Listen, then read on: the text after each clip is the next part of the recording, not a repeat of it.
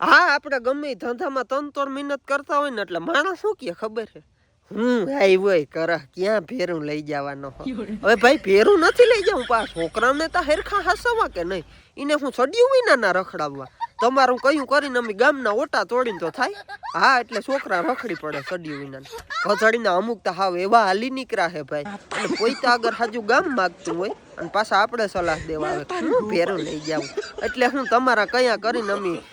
આમ